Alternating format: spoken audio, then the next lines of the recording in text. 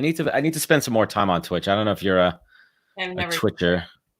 No, let's get to scheduled. Here we go. Why is my Facebook not working?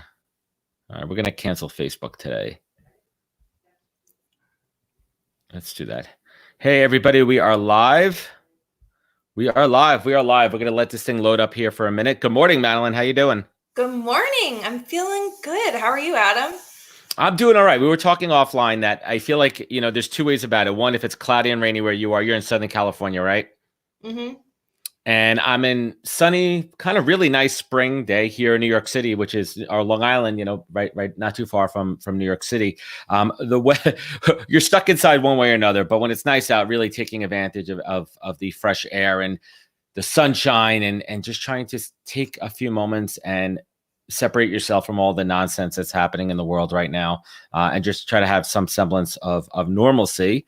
Let's make sure we're loading up on the old LinkedIn machine here. It was a little glitchy last week. I think because so many people are doing the old LinkedIn live. Here we go. Yeah, we're live. Nope. Yep. We are live. Let's see who's joining us today. We are loading up here. There we go. Good morning, everybody. Good morning. Welcome to the podcast live. I think we're in April. Did we pass March? Yes, we're in April. Safely. We've landed in April, and I truly believe that this is hopefully the start of the end of all of this, and we're going to come out on the other side. But what we are seeing is a tremendous amount of upheaval in the economy. Millions are losing their jobs across every different sector. People are being furloughed. People are just in a terrible place right now, and it's so tough because there aren't other jobs out there. There are other jobs, though, in industries where people may not have worked before. And maybe they're a little bit, I don't know, saying, hey, I don't know if I want to do that. But listen, when rubber hits the road and you need to put food on your plate and make money. So the first thing I want to talk about is mindset, putting yourself in the right mindset right now. And what's some of the advice that you're giving your candidates, your clients, and people that you connect with around the idea of mindset? What's the best mindset to be in right now? Yeah. So the mindset that keeps coming at me is, Madeline, why should I even approach jobs? Why should I even pursue anything if no one's hiring? Like, why would I even put energy into that? And that is the worst mindset you can possibly have. The good news is that so many people are having that mindset. So you taking the mindset of, okay, people are applying to jobs at like record highs right now. Like I'm sure you've seen like any job that maybe had gotten 200 applications before is now getting 400. You go, okay, so the good news is that everyone usually has the same approach. And so you think, all right, things are getting a bit more competitive. I'm going to step it up.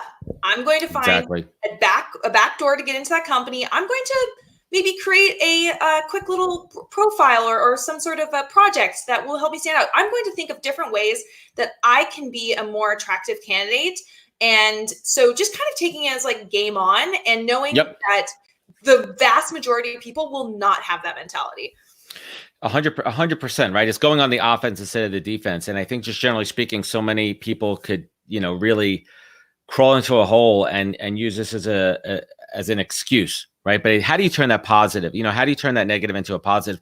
And also listen, like if you need to be making money and putting food on the table, you need to just be a little bit more humble and say, you know what, maybe it's temporary right now, but I'm going to take a step backwards, or I'm going to take a side step or a pivot and try something different. Right? Maybe it's, hey, I'm going to go work for Amazon. Maybe I'm going to go work for, a health and wellness company or somebody that needs me right now. And hey, you never know. You may find something that you absolutely love that'll open up, a completely new, career, channel for you. So there's so many things out there. But let's get tactical here. And I think that, first and foremost, I want to talk about recruiter outreach. And I'm going to give my point of view in a little bit because I've been receiving so many resumes and I put myself out there. I do have a couple of open jobs available, but I'm also very open and vocal on the platform. So people are coming towards me. But what is your approach that you advise on how folks should reach out to recruiters? So I actually usually advise people reach out to hiring managers or people on the team just because recruiters get so many messages. But if it was directly to a recruiter, you need to come in knowing exactly what you're asking them about, right? Or tell them exactly the value you can add to the team, what role you're going after, and make sure you're really matching to what the job description is saying. Yeah, I mean that. Yeah, that's an interesting one too. So at a very high level, I just want to say, like, us good recruiters, we have extreme empathy out there. First of all, there are so many recruiters that have lost their jobs, first and foremost, right? So it's tough out there. Like everyone, like we are not immune to this. We are literally in most companies, we're the first ones to go. If a company's not hiring, they are gonna, let go of that recruitment staff, which is really tough. The good companies understand that we are going to come out of this, and they do keep the recruiters on to develop those relationships and keep them going. But one thing that, personally, like I wish I could help every single person that reaches out to me, but I can't. It's a volume game. I also have work that I'm doing. I have my own stuff. But you kind of hit the nail on the head. Try to do a little bit of research on what that recruiter focuses on, what companies they work for, and just don't just blindly reach out to them, right? Be very specific. Be very specific. I've received emails and DMs saying, "Hey, Adam, could you take a look at my resume? I see that you have open jobs." That's not the best approach. Be specific and be conscious of my time also, right? Like, "Hey, Adam, I see you cover digital marketing roles. I see you're working with X, Y, and Z company. I'm interested in this role. Here's why. Here's my resume." Or, "Hey, listen, I know I may not be the exact fit for it, but like, do you have other things like directly related to that?" Like, be relevant, Absolutely. But in the same breath also, like if someone says to me, "Hey, Adam, I know that you're not a finance recruiter, but do you know anyone who is a finance recruiter?" Instead of just blindly sending me a message. Right. I think that this is actually a really good lesson in general of when you're asking for help. Absolutely, asking for help is so important right now. Do ask for help, but you need to ask for specific help. You need to say, "I'm looking for customer success roles for software as a service companies," or not, "I'm looking for creative and people facing roles in innovative industries." No, like we don't know what that means for anyone. That means anyone in your network. That means Yep. anyone who is helping you as a recruiter. That means anyone working at different companies. So just be specific about what your ask is, and you will much more likely get what you need. Yeah, and it puts us in a tough position too. It puts us recruiters in a tough position because we want to respond in kind and we want to respond politely too. But when you don't give us anything to work with, and when you're asking me to do something, when you're asking me to take a look at my resume without giving me any upfront context, you're not being conscious of my time. And I think the more information you could put up front, the better. And just be mindful of the person on the other side. And you're absolutely spot on that this applies in any time, not just now in the time of, the crisis. So let's talk about LinkedIn profiles for a little bit. Somebody had a question, in our promotion saying, in your LinkedIn profile, should you be putting looking for work, open to opportunities, God forbid, unemployed, not working? Like, what should somebody put in there, or what should they not put on there? Yeah. So you're a recruiter. I am. Who do you reach out to? Do you reach out to if someone matches a role, do you wait to see if something on their profile indicates they're open, or do you just reach out to them anyways? That's a great question. So I do reach out to them. I reach out based on skill set. I don't reach out if someone's unemployed or not. So okay, so that's I would say every recruiter I've ever talked to has had the same answer, and because LinkedIn did a survey a few years ago and found that about 80% of professionals are open to new opportunities at any given time. That doesn't mean that they're Yep. unemployed or they're actively looking, but they're just Right. simply open. They're And called for passive anyone, candidates. right, they're passive and they're just like, yeah, I would look at a good opportunity if it came my way. I'm And open to it. we know that. So we reach out to 100% of people who we feel are a good fit. And so putting open to new opportunities is, first of all, saying that you're basically like 80% of people which makes you not stand out at all. Second of all, it is talking about what you want, not what the value you can add to the company. So you're using a really like important space on your headline instead of saying what skills you bring to the table. You're saying what you want, and it's also it kind of comes off as you're maybe not as sought after, which can often ding Yeah. you. Yeah. Let's talk about that for a little bit. So in a normal times, I don't know if we'll ever remember normal times again, and I guess we're gonna have a new normal coming out of this.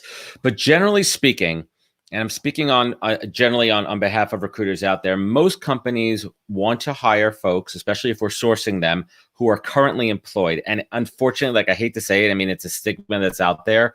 Not to say there's so many good people that have lost their jobs for so many good reasons. I've been in that boat before, but no one is paying a outside contingency recruiter to hire somebody to look for people out of work. That's not happening, right?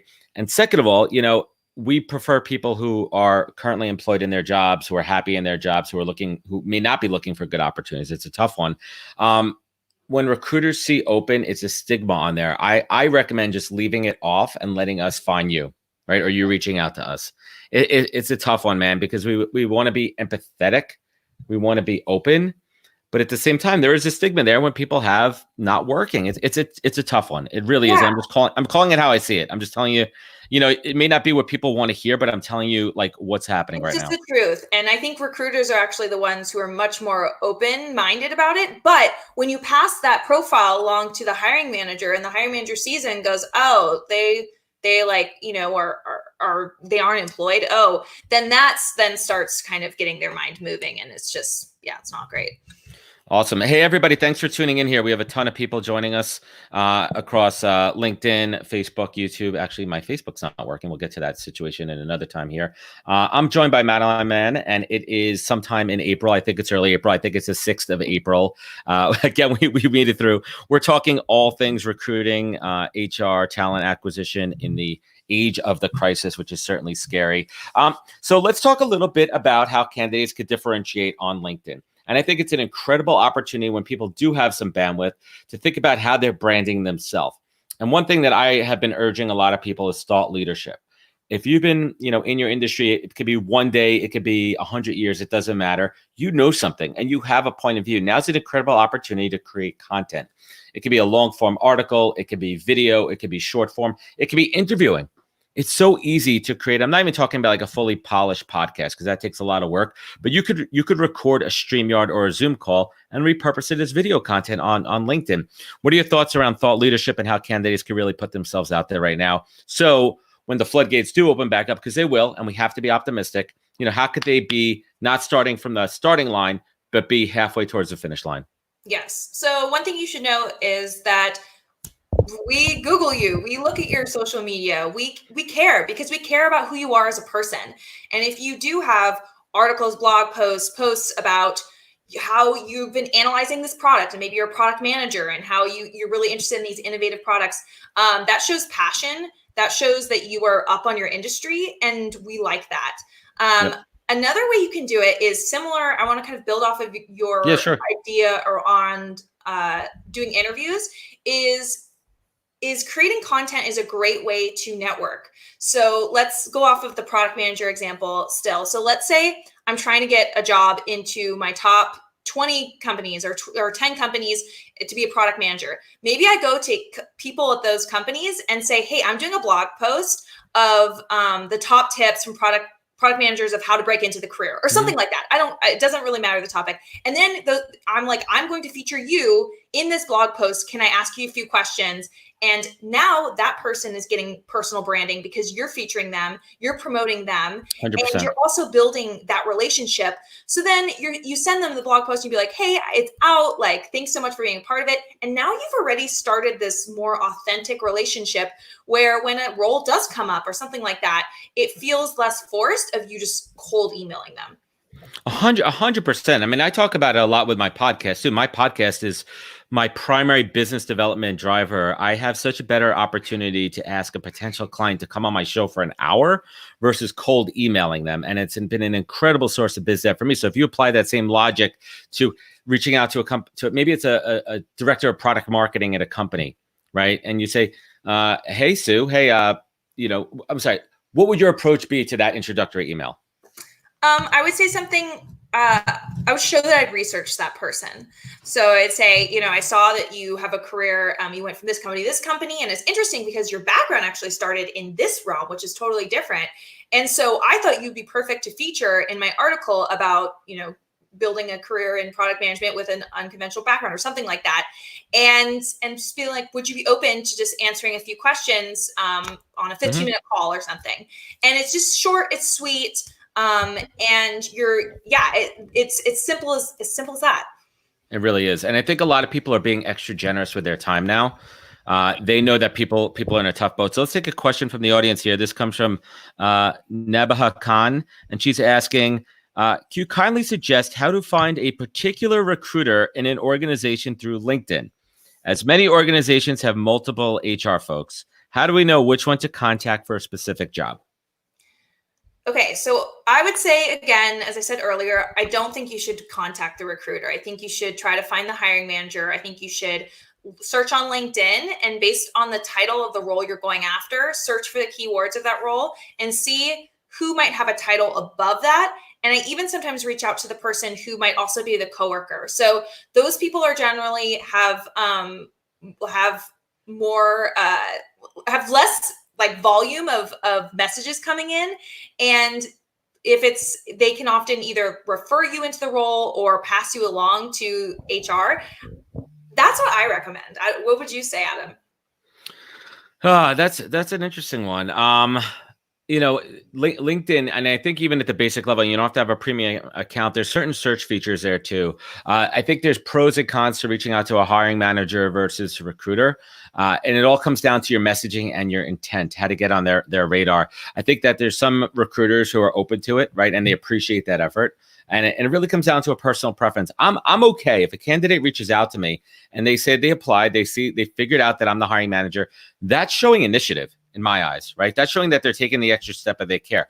Now, the hiring manager is a little bit different. I think each hiring manager is a little bit sensitive one way or another. Some of them, again, could be open to it. And it all comes down to that initial message. Whatever you do, do not just blindly hit connect. Do not do that. Do not be tempted to just hit connect. Personalize that message and add intention behind it. I want to go back a little bit. My buddy Adam Sinkus, who's been on the show before, and he loved that you mentioned Google and that recruiters Google your names. We do. I absolutely do. I definitely checked out not just LinkedIn, but other ways as well. And he said he's been focusing on building his own SEO value for his name, and he shows up consistently on the first 4 pages when you Google his name. Now, that's not for everybody to do, right? That's not the easiest thing to do, but you can start to do that if you pepper your name on LinkedIn, on other platforms as well. So it is being populated in that. That's not my technical area of expertise. Do you have any insider advice on that? I think that almost always your LinkedIn profile is maybe the top link, maybe one of the top 3 links. So I think if you feel like you're not very good at SEO, just do a really good job on your LinkedIn profile, yes, because LinkedIn already has such great ranking that you just want to hit that up. But then, yeah, personal websites, having a Medium blog, something like that, where it's also another one of those recognizable websites that'll pop up. Your Twitter usually pops up, and that can be a scary place if you have some weird ideas. So watch out for that. So yeah, let's talk about that a little bit. Social media auditing. Mm-hmm. It's a tough one. I mean, I don't creep people on Facebook. I don't go that deep. No. I pretty much stick to LinkedIn. Occasionally I'll do a quick Insta search, but you know what? You can't always judge people on that. Like, that's their personal pages. I mean, yes and no, right? Like, listen, because you don't, again, that's your personal stuff too. But if you feel that somewhere in your past you have maybe crossed a line somewhere, just be mindful of that. Right, because I've seen it come back to hurt people. Now, I want to go back to resumes also here. If people have lost their jobs, how should they address it on a resume, and how should they address it on a cover letter? So I would say that I usually write why I lost the job. So it might be something like, the dates of the job, and then layoffs of 70%, left due to layoffs of 70% of the staff, or something, just like next to it, like maybe right under the title or something, like kind of in italicized or something like that, where I'm just explaining, I got hit up by the coronavirus. Like I was impacted by it. And then it's just a line there, and then they can move on, right? Because whenever anyone reads a resume, they just kind of make up a story if there isn't a story already there. So just put little details in there. Don't make it verbose, just a quick, or, right. Took some time to take care of kids during coronavirus, since they had to stay at home or something, whatever that is. And then on a cover letter, I think if you've explained it on your resume, right. it depends on how deep the story is that I might go to the cover letter. If it's just a layoff, which is so common right now, I think a line on the resume, since people are guaranteed to read the resume, but maybe not guaranteed to read the cover letter, it's more important to get on the resume. Yeah, and you and I talked about this on our podcast, which is coming out this Friday. Quick little promo there. Episode, I think 65. No, 60. 6. Because 65 was Enrico Rubio, who I pumped up before. Okay, anyway, I digress on that. But we talk about that and some other real nuanced pieces on the resume. But Herb made a good point too. He just said keep it simple, like laid off due to COVID-19, laid off due to that. And I think that we all get it. Yep. Now, on a call, if I'm talking to a candidate, I'm still going to dig a little bit deeper, because if I'm looking at their resumes and they've had a lot of short stints, some companies may be able to keep people, right, who are good, and they may be forced to lay off other people, right? So you got to still understand why someone has been laid off. Right. I think that's when you either choose to volunteer or have to wait until that question is asked about the size of the layoff. So if your layoff was large, I will, like I said, if you said on the resume, 70% of the employees were laid off. Okay, that to me as someone hiring says, this was not like a selective, you're staying, you're going, like, I mean, right. Eeny, meeny, miny, mo. Right. But layoff that is a small percent would probe more questions. Yeah, I mean, it's hard right now. It's hard, but let me tell you something. There are jobs out there. There's still companies that are hiring, because some companies are fully remote, and some companies in different industries are pumping up right now. And I think it really comes down to thinking deep inside.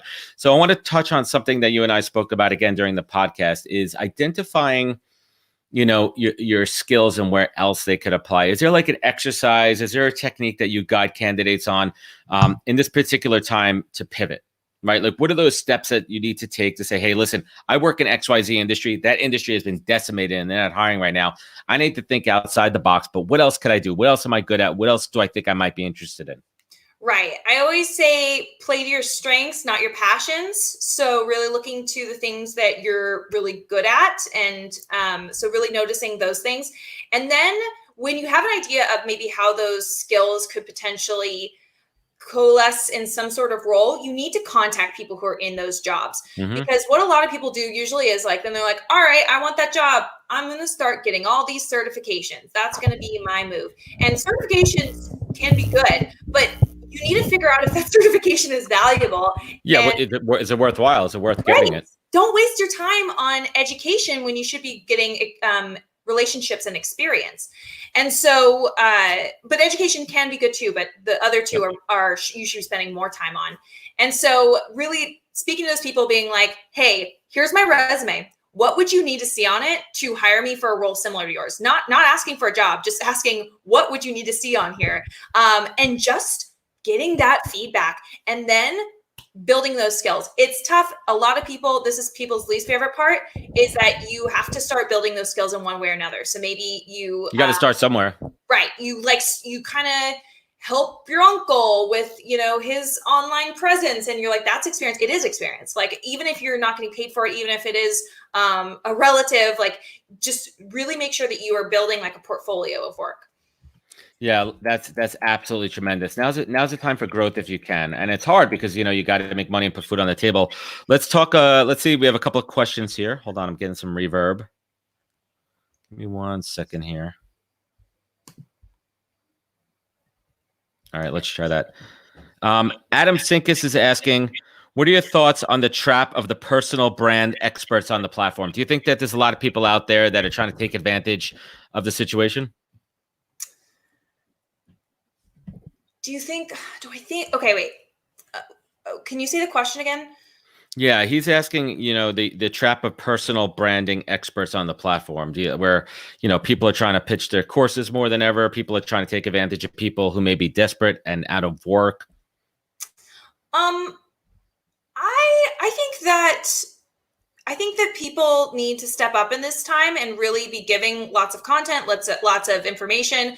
Though at the same time, I do think if they have more valuable information to give and it's behind a paywall, I think, there is I don't know, like, people got to eat, like, I think everyone needs to find their job. Everyone needs to do work. So then don't invest in it. Right. Like, if you don't want that, then don't pay for it. But I think, I think that, give value and just, also don't just kind of like, I don't think that people should feel entitled that everyone does everything for free.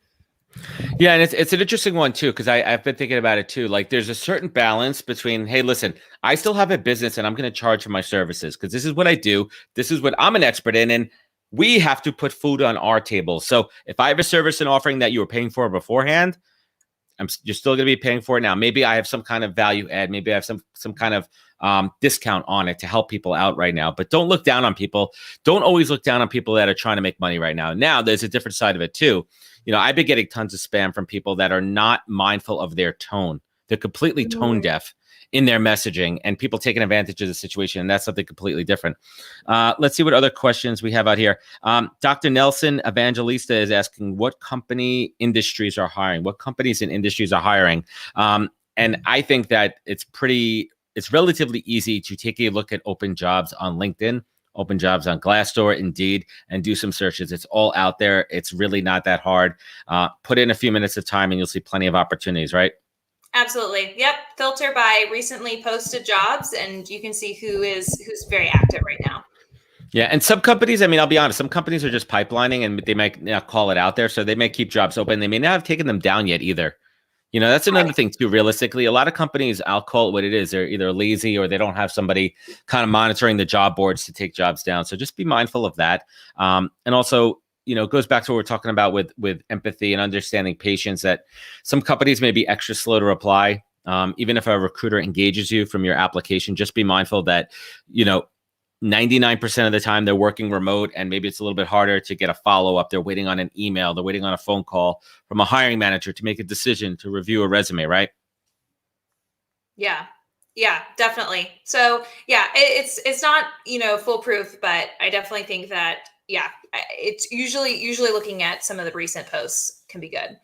Yeah, that's definitely good. What do you like? What's your just generally speaking, are people being positive or people trying to take use this opportunity to revamp their resumes, to focus on their career search, to embrace a pivot? What are you seeing out there? What are you feeling? What are you guiding your clients and customers? So I think that I definitely believe this is skewed, but the number of testimonials and success stories I've been getting in the past probably 2 to 3 weeks has been almost on par with the number I get normally. Now, I do think that people are especially excited to tell me because this is such a trying time. So yeah. I don't think that number is probably skewed higher than what it would if I was just do one-to-one. But the bottom line is the people who are fired up, the people who are like, I'm going to get my resume into shape. I'm going to my LinkedIn. I'm going to go out there. I'm going to stand out. I'm going to kick ass. Those people are still getting jobs. Now, it is harder. It's more competitive, but it's been really cool. I released these, I think you saw them, these email templates of how to follow up. Yeah, I want to talk about those. Yeah. And the amount of success stories where they literally said, I sent these and then I got the job. It's been blowing my mind. And it's just awesome. Because you give people a tool to be compassionate and to be proactive in their job search. And suddenly companies are like, yeah, we want this person over these other people because this person really wants this and is really thinking about it from our perspective. I want to give a quick shout out to my man, Fred Sill, who just joined on here. Now, Fred Sill, I'm just going to tell you something about Fred Sill.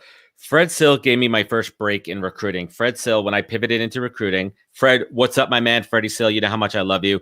When I pivoted from marketing and advertising into recruiting, he's somebody that I knew. He was actually a recruiter who recruited me when I was working in digital marketing and media. And he said, you know what, man?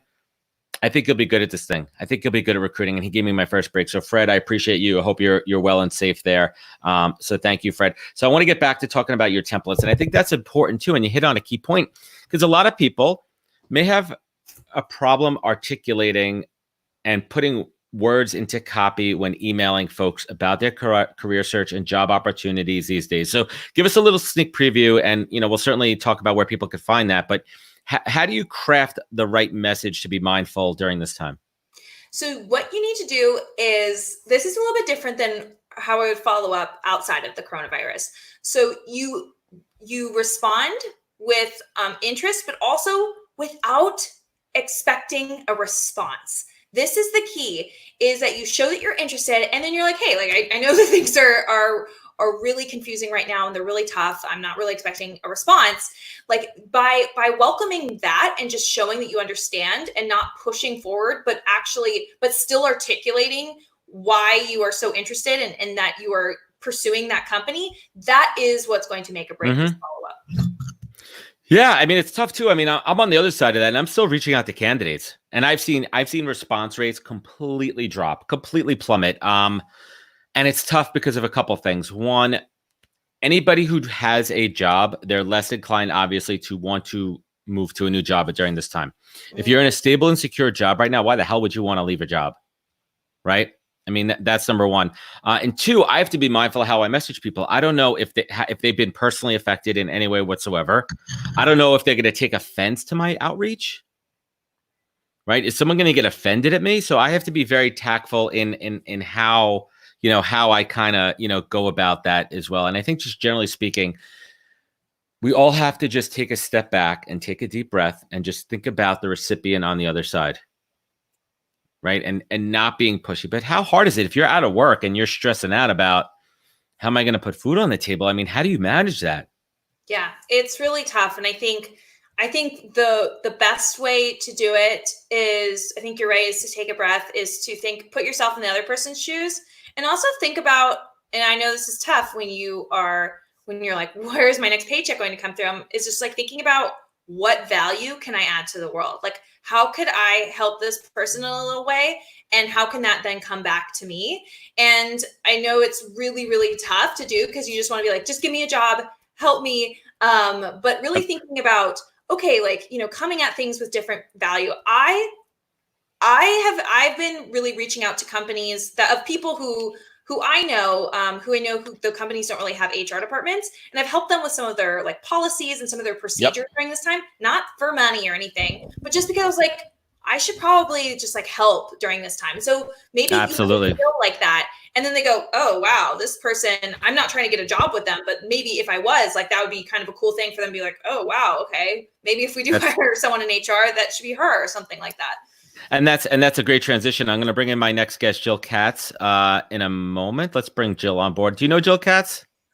No. Hi, Jill. Jill, Madeline, Jill. Welcome. Hi, Madeline. How are you? Nice to meet you. Good to meet you. Jill, Madeline is in our world of that humans first approach. She gets it. She adds value to everybody, and she hit on something pretty interesting too. Is offering to help, and that's not necessarily free, but how do you add value? In this world right now, how could you be adding value to organizations and find opportunities? Not so much to work for free, but to get your name out there. And I think you kind of hit the nail on the head with that, Madeline. Awesome. Madeline, I appreciate you and your time. Where can folks find you? Where can they connect with you? So find me on LinkedIn/in/Madeline Mann. Also MadelineMann.com. Find me there as well. That's awesome. Madeline, thank you so much for joining me. I'll connect everybody to you. Take care and stay safe out there. Thanks. You too. Great. Oh, Jill, I lost you. I got Jill back. Jill's back on there now. Hey, Jill, do you have your speakers on, or do you have LinkedIn loaded? Because I'm getting a feed on that.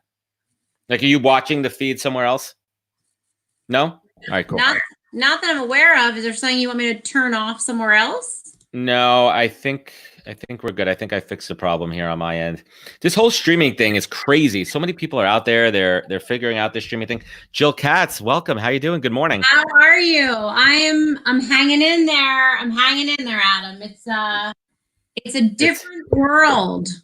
It's a different, and it's so crazy because it was literally like hitting a brick wall. I don't know about you. I was on such a high and I was on a rocket ship in 2019 into 2020, and we just hit a wall. So many of us just hit a wall, and I think the mindset piece is what's the hardest right now. What are you doing to stay strong personally for you and your family? You know what? Every day is a different day, and every day is a journey. And I think that as a person and as a parent, every single day we sort of ask ourselves the same question. But what's different in the world of COVID is that we need to be more honest with ourselves.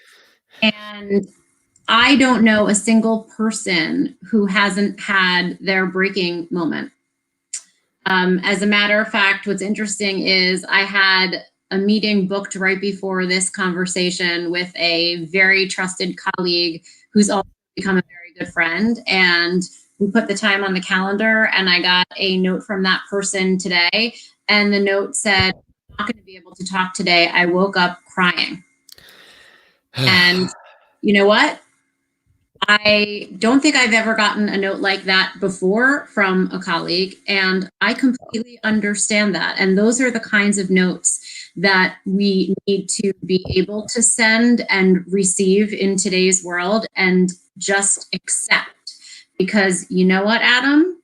I don't know that I've ever said this on a podcast before, and I've certainly done my share of podcasts, but I had my cry moment this weekend. And so I think what I'm doing with my family to get through this is try to be as honest and authentic Absolutely. and real as I possibly can, so that my kids and my husband and my parents and my brother and everybody knows that I am real, and I have moments where I can crack tasteless jokes. Of course. And I have plenty of them. And then there are also moments that I have curled up in a ball and days that I haven't taken off my pajamas. And that's okay. I've just wept. And that's okay, because this is so new to everybody. And the crazy thing is, Jill, for the first time, everybody on this planet is in the same boat. We are all in the same boat. And it's hopefully, and I'm praying that this is going to unify us and all those good things like world peace and pollution ending and all that. And I have a feeling that there are going to be a lot of advances in that. And that's one of the silver linings. But we have to deal with the day. We have to deal with day in and day out. And I look at that calendar, and it's hard to envision the end, but it's going to end at some point. And I think that's what it has to. And that's what pulls me through. But yes, I mean, I've had my first big crack moment was literally on day one of when my kid was home from school, my wife was home for work, and it kind of all hit like a ton of bricks that we're all in the same house and we have to figure it out. And that's when reality hit. And then I had another breakdown. It was yesterday morning. I was watching our governor do his daily briefing, Governor Cuomo in New York here, and he started to show the numbers. And I'm like, holy crap. I'm like, that's... You can't even imagine. You can't even imagine that kind of impact and tragedy and human loss on a scale in our own city, right? And people that are being affected. And I lost it. I sat at the kitchen table and I put my head down and I cried. I was just upset for my fellow New Yorkers and for so many people that are affected. And it's okay to have those moments. And that's inside. You have to be okay with that. Well, the thing is, you know, we talk so much about leadership, and I've now been in this business for 22 years, which is amazing for someone that's only 26, right? You look great, Jill. Thank you. I really appreciate it. I'm glad you got yourself out of the maybe it's pajamas down. Maybe it's pajamas from the everyone has their Zoom attire, right? Pajamas down, business up front. I joked about that actually. I mean, you know, how often do we shower now? Maybe that's the silver lining, that maybe I would just put on business attire here and keep on my puppy pajamas at the bottom. But you know, I unfortunately attended my first Zoom funeral last week. How was that? If you don't mind sharing a little bit. It was excruciating. I'm so sorry. And the worst part is I attended it with my son, who is 10. And we were at the Zoom funeral for the father of one of my son's friends. And that was one of my first huge breaks, Adam. I didn't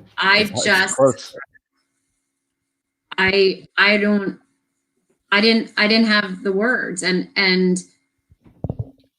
to think of all the things that have changed in our lives, all the things that we're used to doing together as people, and all the things that we take for granted, to be snuggled up in my son's bed with my son, my laptop open on my lap, my son in my arms, looking at a Zoom screen, a woman my age sitting in her den on the floor. She was sitting on the floor, her 2 kids next to her, alone. She was one of the tiny squares on the Zoom screen, and there were 77 people. It was a Shiva, and one by one, people were speaking. And I thought, she's sitting by herself as people are talking about her husband, who was 48 or 50 years old. And this is the bottom. This is the bottom. And how do you explain to your son? I mean, how old's your son? He's in his teens, I believe. He's 10. My son is 10. 10. I mean, that's a formative age where they know what's happening. My 8-year-old daughter, she knows what's happening, and it's scary for them because this is one of their friends' parents who are same age as you guys, and it could happen to any of us. And how do we be truthful with our kids and open with them, but also protect them as mama and papa bear? We are in a moment right now where candor, courage, and care has never been more important. And I've been talking about it now for 2 years, and I've never wanted to have an I told you so moment like this. Never. But people need empathy and communication and a level of honesty and transparency now in order to get through every day. Now it's not about getting through a bad week at work. Now it's not about dealing with your boss who's a jerk. Now every day. It's not about maybe your quarter will come in. It's literally in some cases about whether or not someone you love is going to wake up tomorrow morning. And you said it earlier, Adam, it is the grand equalizer. It doesn't matter how old you are. Rich, poor, young, old, doesn't matter. Doesn't matter. You could have all the money in the world. COVID doesn't care. Look at Tom Hanks, the British Prime Minister. I mean, everyone is affected, and I think it's a little too late of a wake-up call. I mean, I don't want to get into that kind of conversation there, but like, I think it's showing that everybody is equal and everyone's susceptible. And the other piece too is, I mean, people are being affected physically. People are being affected mentally. I mean, we're not even talking about the mental health toll coming out of this. We're not even talking about the domestic abuse. I mean, how many people right now are trapped with their villains? How many people who don't have the socioeconomic means are trapped in small, insufficient households with parents that can't work, that are out of work, that are taking out frustration on them? I mean, it's absolutely mind-boggling, and it's hard to. Let me say this the right way. We need to be mindful as parents and right now it's holding down the fort. Right now, no one could blame you for just taking care of yourself and your family, but you also have to try to find a little bit of time to think about others, to take care of others right now. And it's hard to wrap your head around that. What else is happening out there in the universe? It's a lot. So when I think about, so many of us are thinking, what can I do? What can I do for other people and stay safe? Because many of us think about going out and feeding meals to other people, and that might not be safe. And many of us think about going out and taking care of the sick, and that might not be safe. And many of us think about donating food or clothing or toys or books, and that might not be safe. And so there are so many things that we're used to doing or thinking of doing that might not be okay to do. And so it's hard. Difficult situation, and what we all can do that is safe but is challenging is lean further into empathy and communication. And what's interesting about it is it is simple, but it is not easy. It's not easy. It's actually very hard. Conversations are difficult these days. You don't know where people stand, but it's not as simple as just saying, hey, how are you? It's really digging deeper. And in the past, we used to say, let's have that, hey, how are you, as far as mental health. Now it's mental health across everybody, not just your friends and family who maybe have shown signs or maybe have become like more introverted and they're not as open as they are, because everybody's in that boat right now. So I think we need to apply the same principles and being conscious of our close. That's how we can help, right? Let's help people closest to us, making sure that they are okay. Yes, it is. It's not an easy thing to do. And for many people, it's actually quite uncomfortable. People question whether or not they're qualified to have these conversations. People question whether or not it's their place. People are worried that if someone tells them they're not okay, they don't know what to do. They don't know what to do. And so what we're finding now is a lot of people are still trying to do what we call business as usual. Yeah, let's talk about that a little bit. Let's pivot this conversation into business, courage, candor, and care, Yes. right? And empathy. So, we'll put an E on there too, a big E on this one. So business as usual. Never. No, not right now. There's no such thing. There isn't. The word usual is over.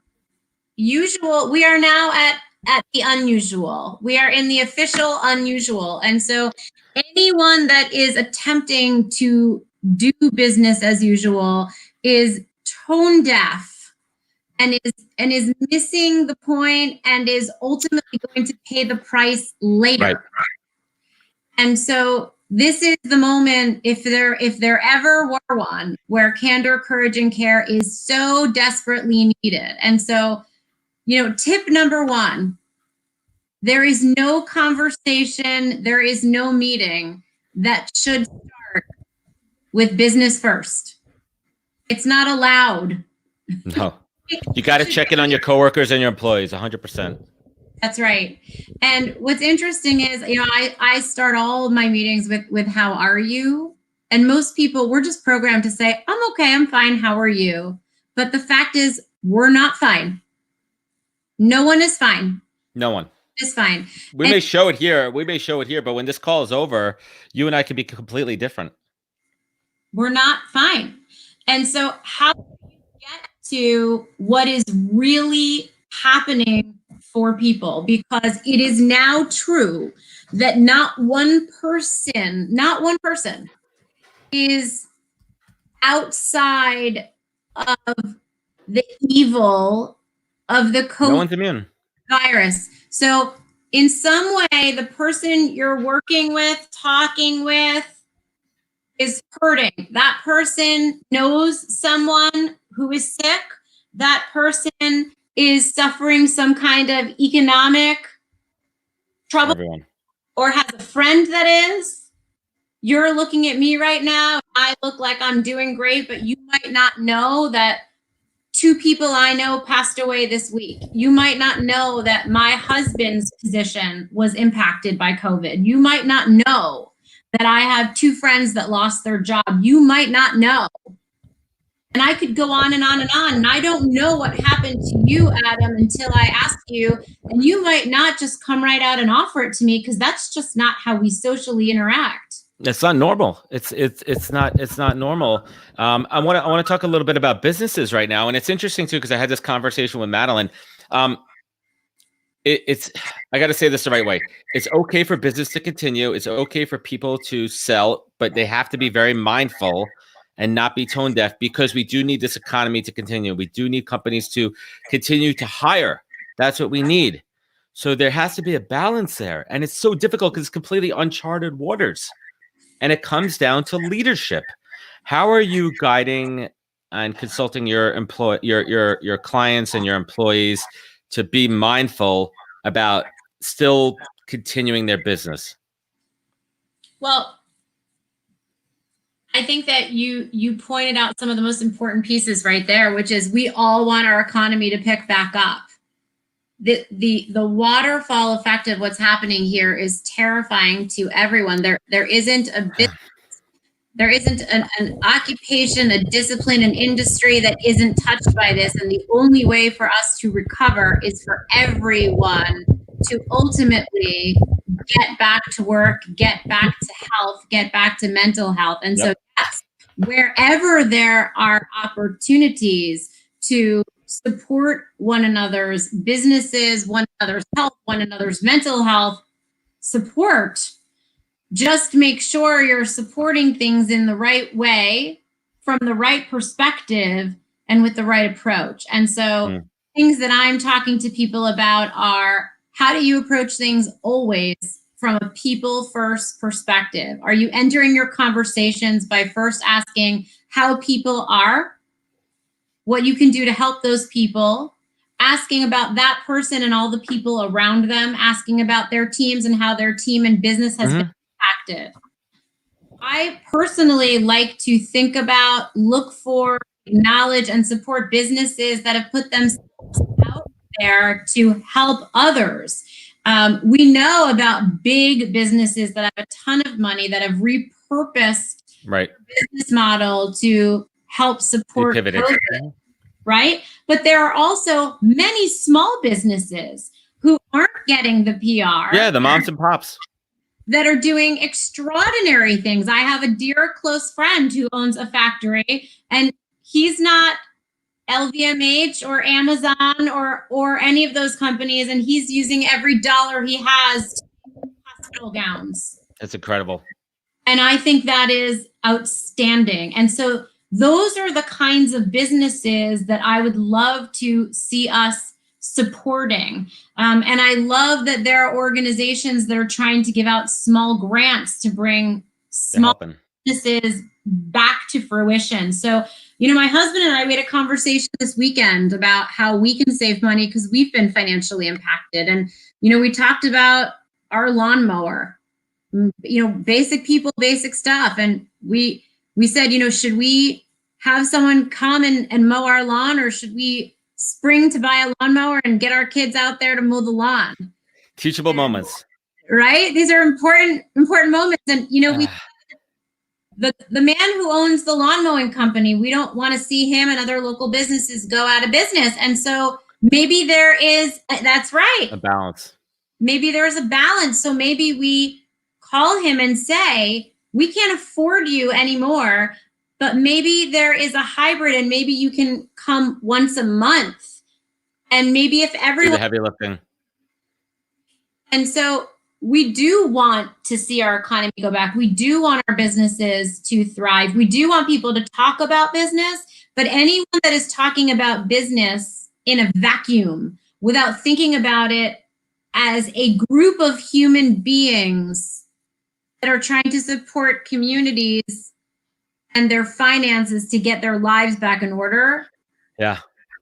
So let's just a little bit and talk about, you know, corporate HR, something that you are an expert in too. And I think there's two sides of this. One, let's talk about the inside of, I mean, and Claude Silver is our shining light on this one. Is how do you manage your employees working from home, their emotions, having to still handle their workload, be conscious of their jobs, trying to homeschool 3 kids, dealing with a husband who's out of work. I mean, how does an HR discipline get their head around this right now?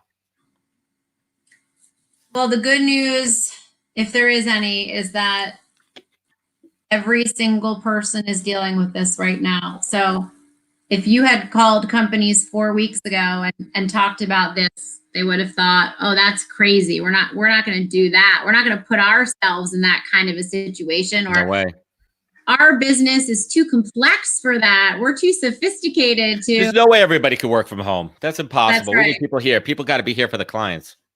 And I was on a podcast early last week talking about this, that I had the fortune of doing a talk on remote work in the fall of 2019. And I was talking about how important I thought it was going to be for organizations to get their heads around it, because I was predicting that in the next 5 years, it was going to be really critical. Not 5 weeks. Not 5 weeks. I didn't realize it was going to be 5 months. But I was giving all kinds of statistics around the benefits of remote work and what companies would need to do to get prepared for it. Now the preparation piece is irrelevant. It's every day you got to figure it out, like your technology, your quiet time, your internet connections. And Right. here's the other piece too. There's a big difference, Jill, between working from home normally, which I do and you do, and there's a big difference from working from home with your kids home, when your kids need to be homeschooled, with figuring out childcare. That's a whole other ball game that companies got to deal with. That's right. And so, well, a couple of things is, for me, the good fortune is I've had the opportunity to pivot my business. I'm now offering 2 virtual programs for companies to help them around these exact issues. So I am now offering one program that is around virtual meetings and virtual work. It's a Love it. 30-minute virtual learning program for organizations that actually need help with how to go virtual, how to be effective with virtual meetings, what you need to do, what some of the important tips are, as well as leading teams, communicating with teams in this crisis of a change. And those programs are very affordable in a time when nothing has been harder than budget, but it is so critical to reach out and connect with people while we are separate. And I can tell you, where teams are able to and willing to invest in these types of programs, it is really resonating with organizations that are making those types of moves. And that's some of the stuff that I see HR teams doing that is important. But where they're not able to bring in outside help, which most companies are not. Resources are tight. Especially when you're talking about where to invest money, it's about saving employees' jobs. So what they really need to do is, this is the moment where the human resources, people, talent function, what we always have done best is know our team members, build relationships, and come to understand what each employee needs and what each employee is dealing with at home. And if it means shifting work hours, if it means being more flexible. That's right. All we need from our employees, and all we ever needed, were business results.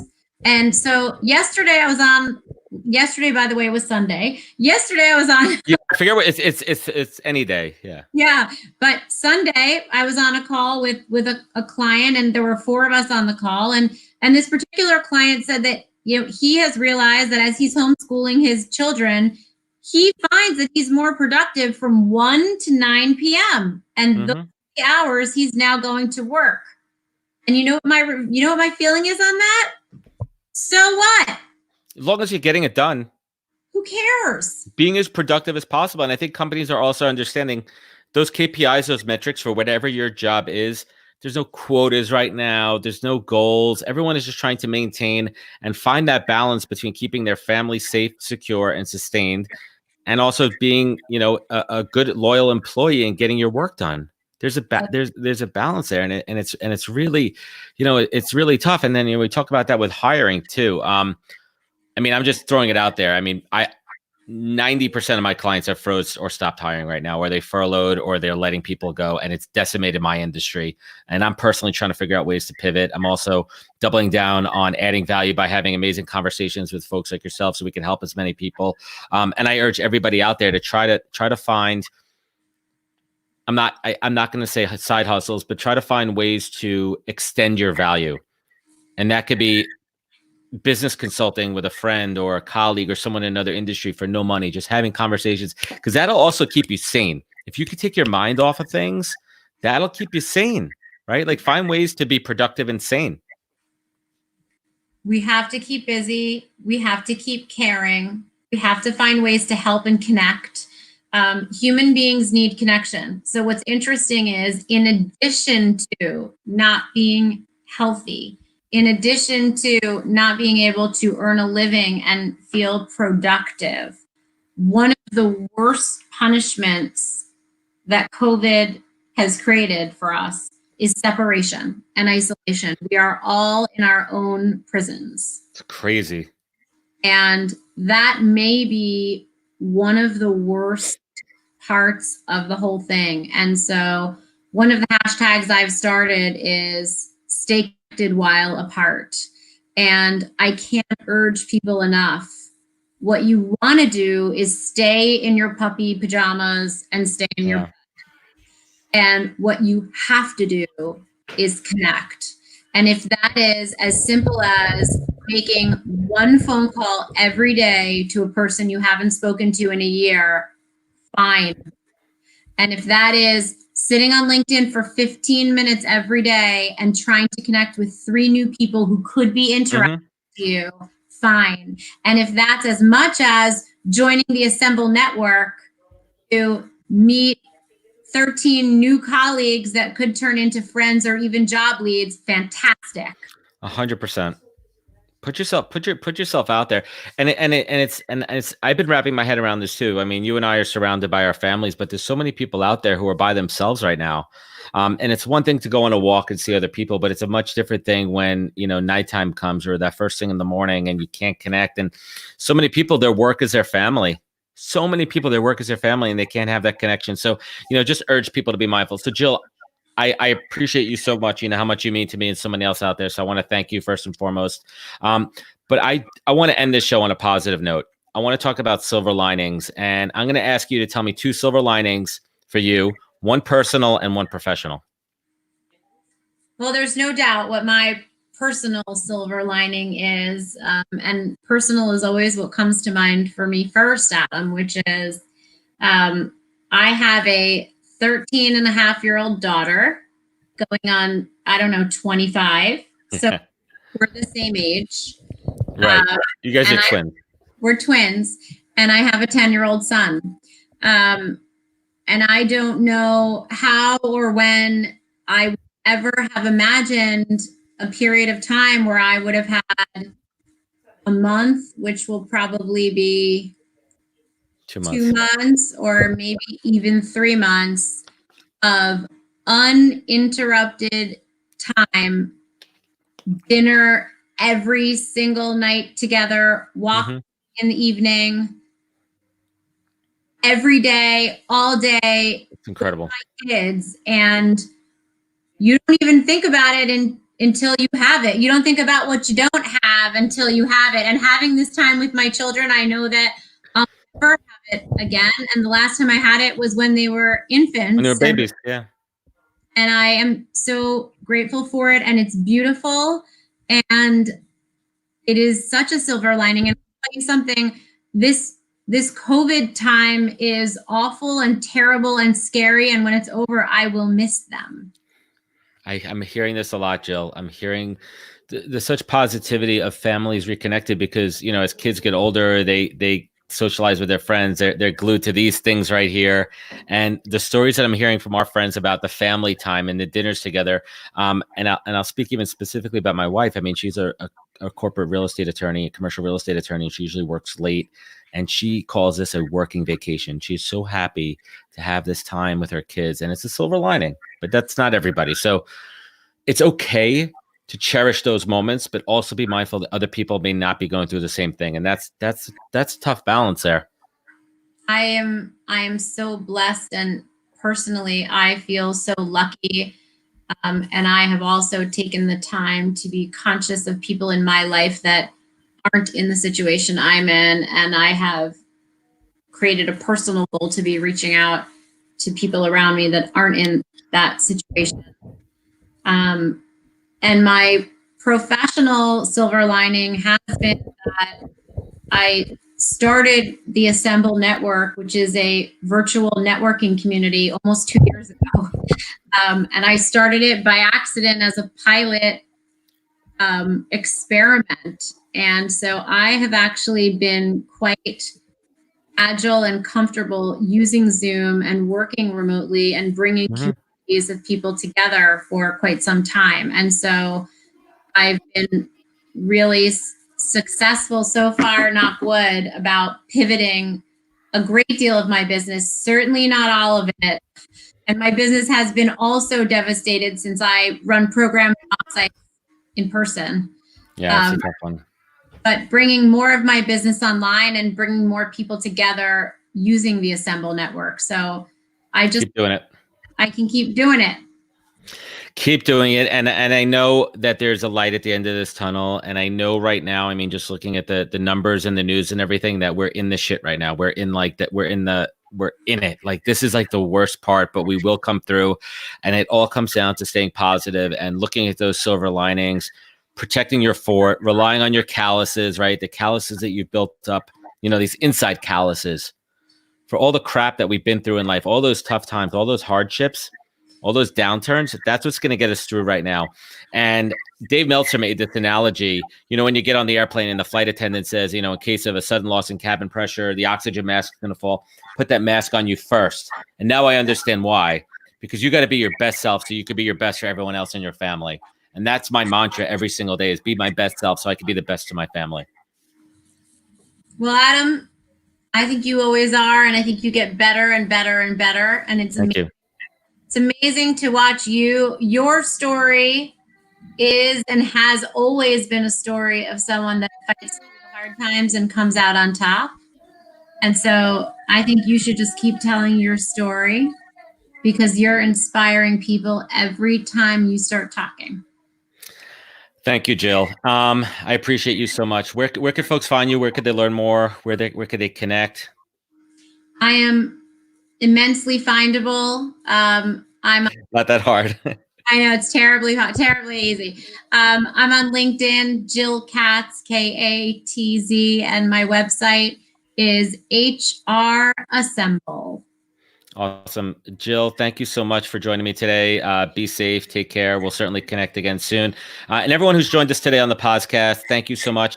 Tomorrow I'll be on with Kristen Sherry, founder of UMAP. We're going to be talking about how to position yourself, your resume. We're going to get pretty tactical. I think tactics are important as well.